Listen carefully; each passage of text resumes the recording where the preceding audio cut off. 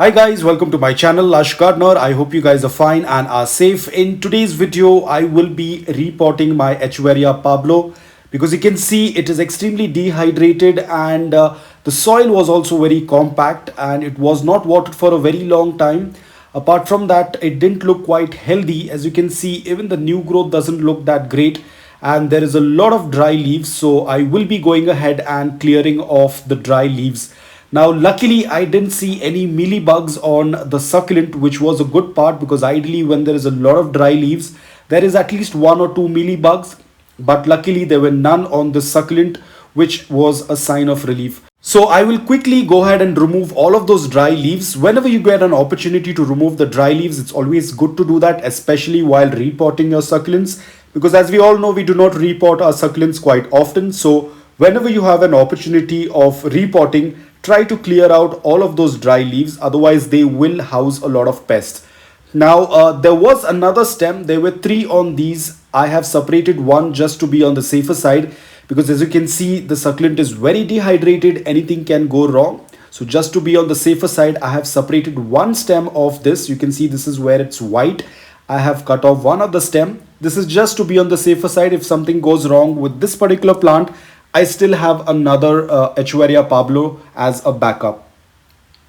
So I have cleared up majority of the leaves. You can also see the roots are also very dry because they were not watered.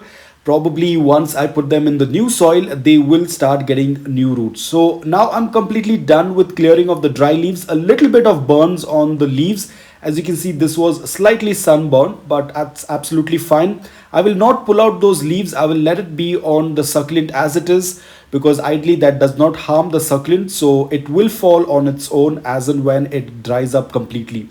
So this is my same soil mix that I tend to use. It's aquarium sand 80% and 20% of filtered garden soil.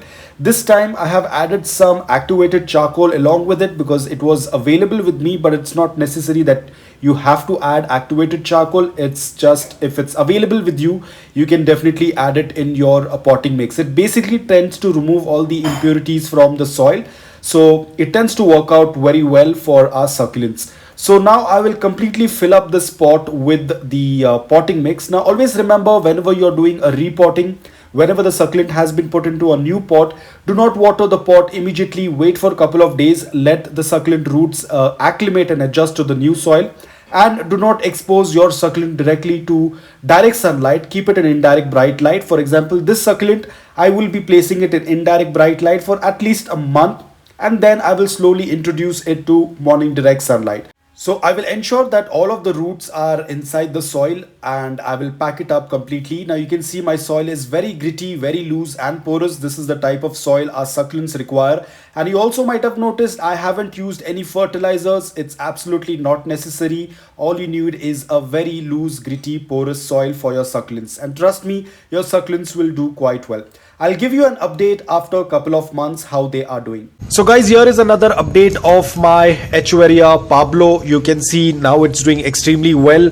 A lot of new growth. This is not burnt, but this is how the colors tend to appear. Now it usually tends to turn very red in color. You can check the pictures on Google. Just put in Echeveria Pablo and you will be able to see how beautiful the succulent is. Now initially I was worried because the succulent was in such a bad condition. I thought probably I might lose this one, so I had separated it into another pot, but even this one is doing extremely well. Right now there is a lot of new growth. You can see a lot of new growth on the crown area. Yes, the older leaves have been damaged, but that's absolutely fine as long as there is always new growth. Now the same thing, just like the last video, it took a lot of time. I will again put the date on the screen from the time it was repotted until this present situation. You can see again this has taken a very long time. So I usually pot them and I just leave them aside. I only go to water them when the soil is completely bone dry. I do not move them around quite often. I do not repot them quite often.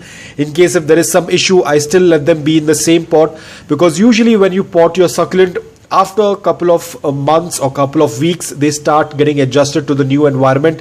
And depending upon your environment, your climate, the watering condition, the light requirement, the plant will get adapted to the new environment depending upon your care. But if you're going to keep moving it every now and then, if you're going to add too much of fertilizers, if you're going to have a very bad soil, then definitely the succulents will not do quite well. You can see I have been using the same soil mix, which is very inorganic. I do not add any fertilizers in the soil, but yet you can see the transformation, how well the succulents tend to do. I just use the aquarium sand and the regular garden soil without any fertilizers, because a lot of people think that if you're going to add fertilizers, the succulents are going to do excellent, but that's not the actual case. Even if you do not add any fertilizers, it's absolutely fine. The succulents will still do quite well. This is the proof that you're seeing right now in front of you. You can see how well my succulent has started to bounce back, and there is no fertilizers at all added in this soil, but you can still see that they're doing quite well. And I've seen a lot of people who add fertilizers and even then their succulent starts to